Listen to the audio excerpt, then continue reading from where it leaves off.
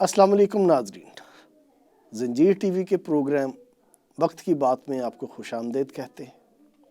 नाजरीन, आज हम बात करेंगे ऐसे बच्चों की जिन्होंने कोई जुर्म नहीं किया होता मगर वो अदालती राहदारियों में रोते चिल्लाते हुए नज़र आते हैं। इन बच्चों ने खुद कोई गलती नहीं की होती मगर अदालती राहदारियों में रोते चिल्लाते इसलिए हैं क्योंकि वो वहाँ दूसरों की गलतियों की सज़ा भुगत रहे होते हैं। ये बच्चे इसलिए अदालतों में पाए जाते हैं क्योंकि इन्हें बिलवास्ता तौर पर किसी न किसी मुकदमे की कार्रवाई का हिस्सा होने की वजह से अदालतों में हाज़िर होना पड़ता है। इन बच्चों का अपना भी एक मुकदमा है मगर इस मुकदमे पर कभी कोई कार्रवाई नहीं की जाती। ये बच्चे इन बच्चों से मुख्तलिफ ज़िंदगी गुजारते हैं जिनके वालिदैन ईद जैसा कोई त्यौहार करीब आने पर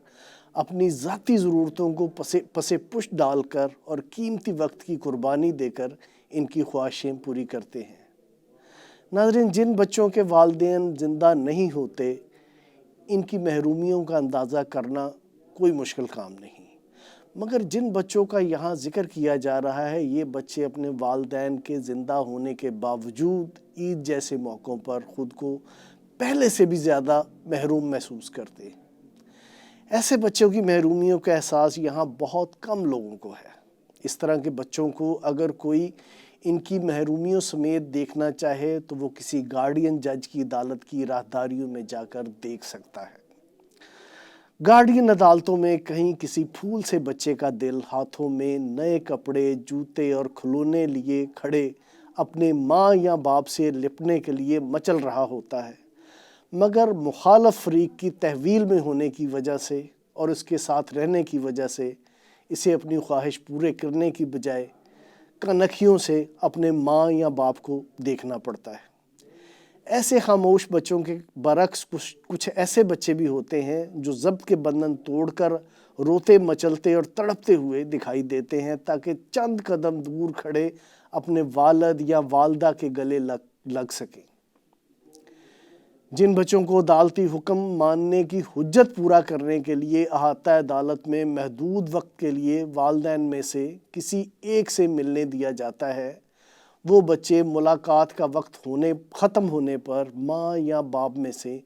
किसी एक फरीक की तरफ से दिए गए तोहफे हाथों में लिए हुए इन्हें बार बार पीछे मुड़कर देखते हुए अदालती हदूद से बाहर जा रहे होते हैं कि अदालत की हद ख़त्म होते ही मुखालिफ फरीक या इसके मुतल्लिकीन बेदर्दी से बच्चों के हाथों से कपड़े, जूते और खिलौने छीन कर दूसरे फरीक की तरफ हकारत से देखते हुए सड़क पर फेंक देते हैं। इन तोहफों को दोबारा पकड़ने की कोशिश करते हुए बच्चों को कोई गाड़ी आती है और अपने अंदर समेटती हुई आनन फानन नज़रों से ओझल हो जाती है। कुछ बच्चे ऐसे भी होते हैं जो घर बैठे अपने माँ या बाप से आइंदा मिलने की तारीख़ का इस वजह से इंतज़ार करते रह जाते हैं क्योंकि इन्हें बताए बग़ैर इनके वालिदैन में से किसी एक का वकील किसी बहाने की बुनियाद पर अदालत को अपने मुवक्किल के हाज़िर ना होने की इतला दे देता है। किसी गार्डियन जज की अदालत का सबसे दर्दनाक मंज़र ये होता है कि जब कोई बच्चा अपने बाप या माँ से बात नहीं करता और उसे नफ़रत भरी नज़रों से देखता है क्योंकि एक फ़रीक ने दूसरे फ़रीक के ख़िलाफ़ इसके कानों में नाकाबिले यकीन हद तक जहर भर दिया होता है। इस तरह के मनाज़र सिर्फ़ त्यौहारों पर ही नज़र नहीं आते बल्कि आम दिनों में भी गार्डियन जजों की अदालतों में देखने को मिलते हैं। ऐसे मनाज़र का लाजमी हिस्सा बनने वाले बच्चों के बारे में ये अंदाज़ा लगाना मुश्किल नहीं कि बयान करदा माहौल और हालात की वजह से इनकी शख्सियत पर किस कदर मुज़र और मनफी असरात मुरतब होते हैं। बाज़ लोगों का ख्याल है कि जिन बच्चों के माँ बाप के दरमियान तलाक हो जाती है इनका नफसियाती मसाइल का शिकार होना और इनकी शख्सियत का तबाह होना लाजमी अमर हो। माँ बाप की तलाक के बाद बच्चों पर किसी न किसी हद तक होने वाले मनफी असरात को तो 100% टाला नहीं जा सकता,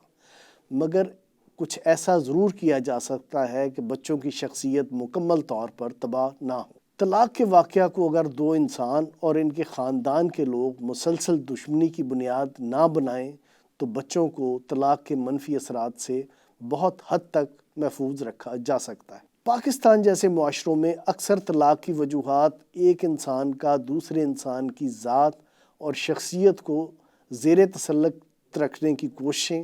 اور ایسے کوششوں کی ناکامی ہوتا ہے۔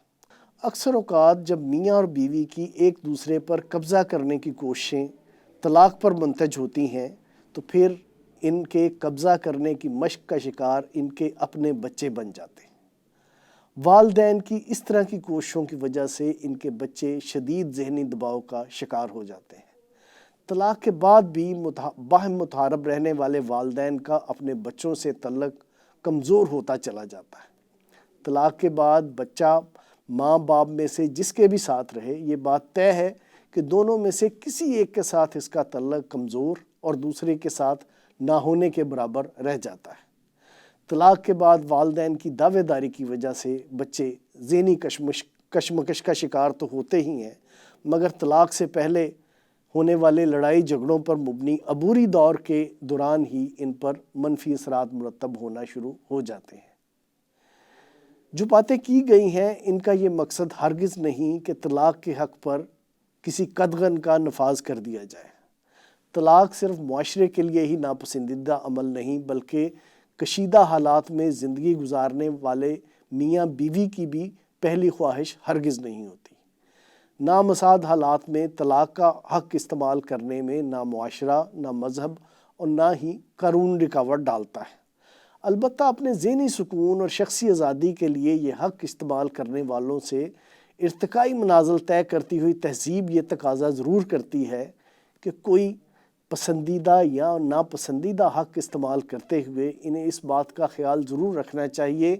کہ ان کے بچوں کے حقوق ان کے کسی عمل کی وجہ سے ہرگز متاثر نہ ہوں۔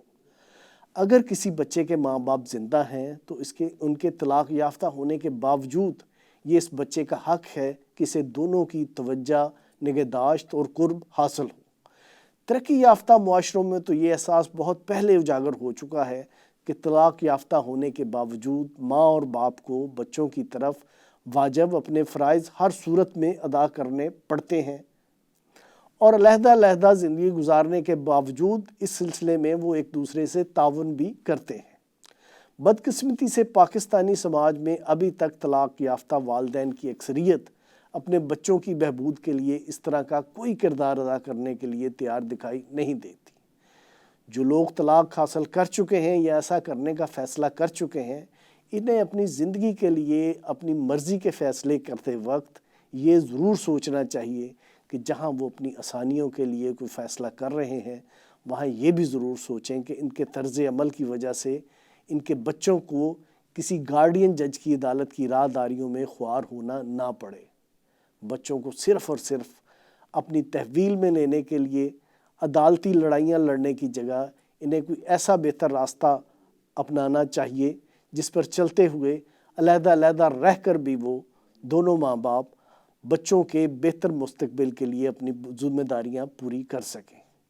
یہ کام اگر یورپ اور امریکہ میں ہو سکتا ہے تو ہمارے ملک میں بھی ہونا ممکن ہے۔ بچوں کی بہبود کے لیے جو کام ممکن ہے، اسے کرنے کے لیے طلاق لینے والے والدین کو اپنے آپ کو پہلے تیار کرنا ہوگا۔ اس کام کے لیے ضروری ہے کہ میڈیا بھی ایسے والدین کی حوصلہ افزائی کرے۔ پروگرام دیکھنے کے لیے آپ کا بہت شکریہ۔ خدا حافظ۔